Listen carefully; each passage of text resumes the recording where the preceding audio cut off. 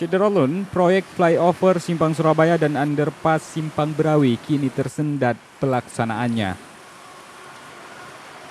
Hal ini menyusul beragam persoalan yang belum dituntaskan, mulai dari pembebasan tanah, pemindahan utilitas PLN, Telkom, hingga jaringan pipa PDAM yang belum dipindahkan.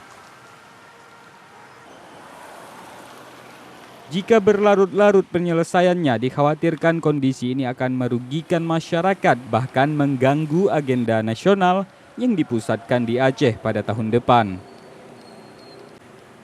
Kedua proyek ini sendiri Syederalun ditargetkan selesai pada Desember 2017.